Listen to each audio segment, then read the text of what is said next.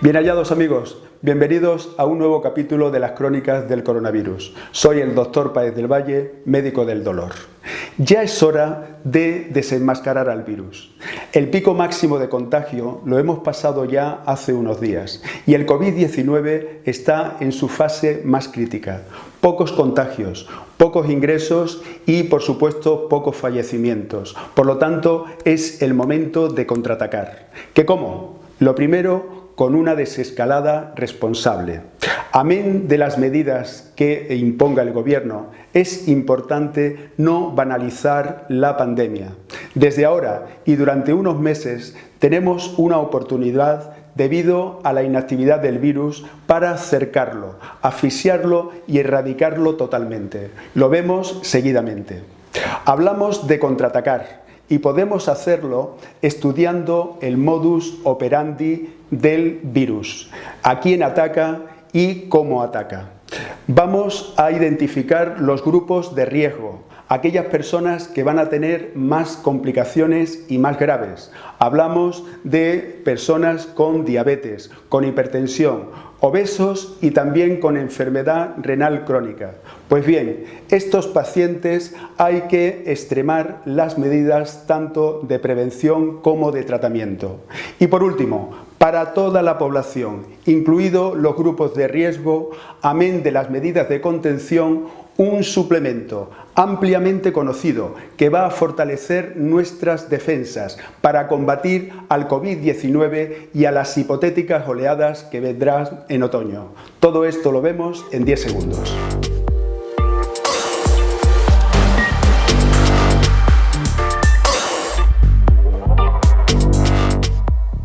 En un proceso tan largo y tan doloroso como es una pandemia, es crucial saber dónde estamos. Esta gráfica representa la evolución del COVID-19 en España.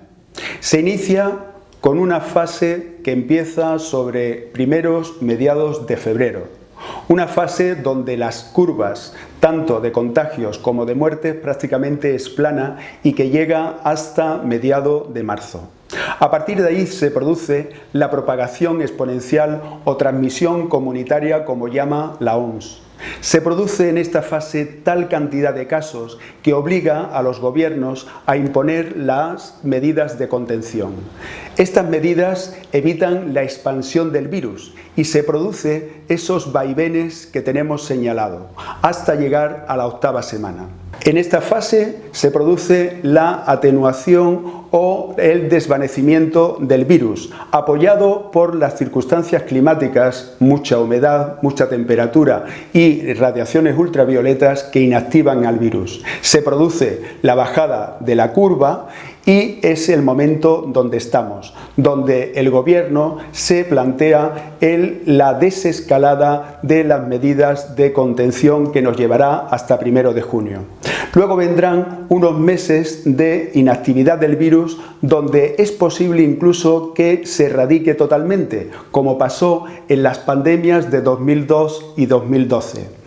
Pero debido a las características de este virus, su virulencia, su capacidad de transmisión, se prevén nuevas oleadas sobre otoño, pero que serán unas oleadas mucho menos virulentas que la que hemos pasado. Y llegaremos hasta la primavera del 2021, donde se podrán implantar las tan deseadas vacunas. El virus del COVID-19 es mucho más agresivo y devastador que los otros coronavirus que han producido pandemias a lo largo de este siglo XXI.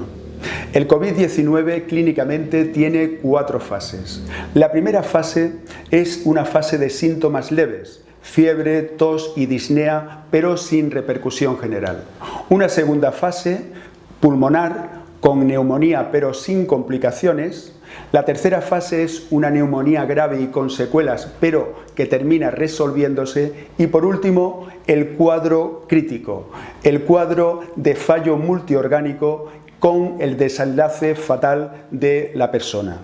Normalmente, el sistema inmunológico o defensivo suele neutralizar, desactivar, incluso eliminar el virus en las primeras fases. Solamente cuando esto no es posible es cuando se produce la expansión del virus y por lo tanto las graves complicaciones.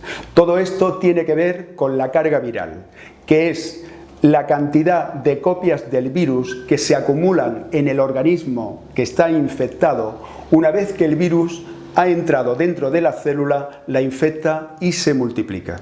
Normalmente, mucha carga viral es sinónimo de más y mayores complicaciones. Este proceso, que parece simple, es todavía mucho más complejo y hay muchas caras que no son conocidas. Lo que sí está claro es que la piedra angular es la llave que abre la puerta de la célula y que permite que el virus entre, la infecte y se multiplique.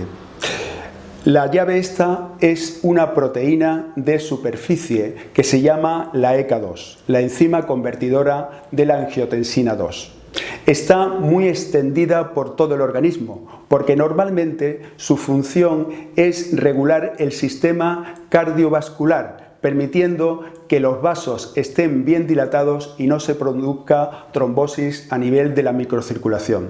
También tiene un efecto regulador a nivel del sistema inmune en su respuesta inflamatoria, lo que la hace estar extendida por pulmones, corazón, intestino delgado, riñón y en todos los vasos de la circulación.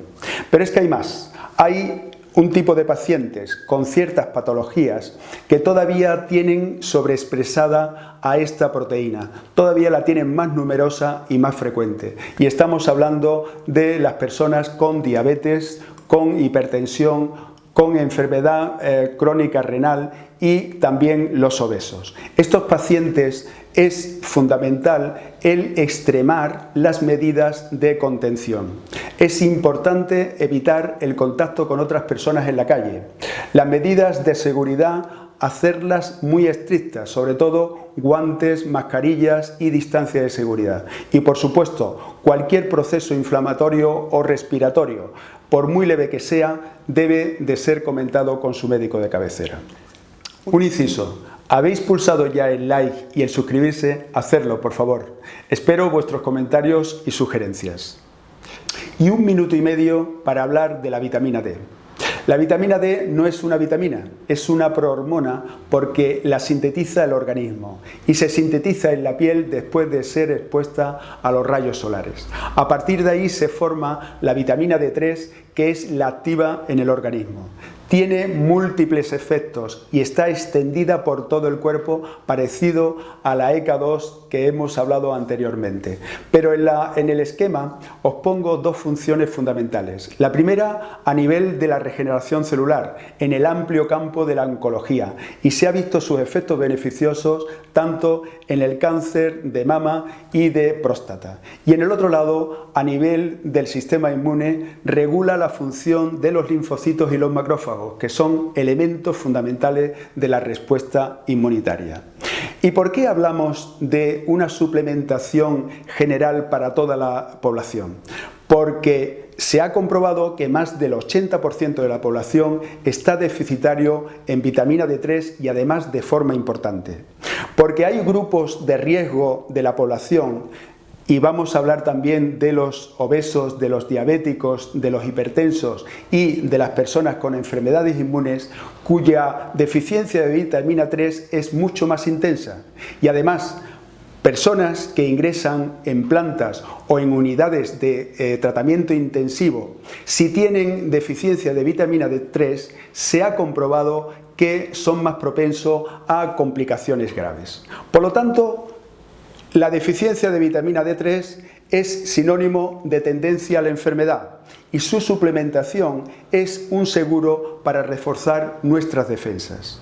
Y en el momento en que estamos, ¿qué tenemos? Tenemos la incertidumbre de qué va a pasar con el COVID-19, con las hipotéticas oleadas que van a ocurrir en otoño. No tenemos vacunas que nos protejan, pero es que además tampoco sabemos nuestra situación o la situación de nuestra inmunidad en relación al COVID-19. No tenemos hechos test ni de serología ni del antígeno. Por lo tanto, lo mejor es enfrentar al virus con protección y no a cuerpo descubierto. Por cierto, en la descripción del vídeo os voy a dejar un cuadro orientativo de la suplementación de vitamina D3 por grupos de edad. Pero si lo tenéis a bien y me mandáis las enfermedades que padecéis, los tratamientos, si hay algunos que estáis haciendo y vuestras alergias, yo me comprometo a proporcionaros un programa individualizado de la suplementación real que hay que hacer de la vitamina D3 y de las otras medidas para fortalecer las defensas. Nos vemos pronto.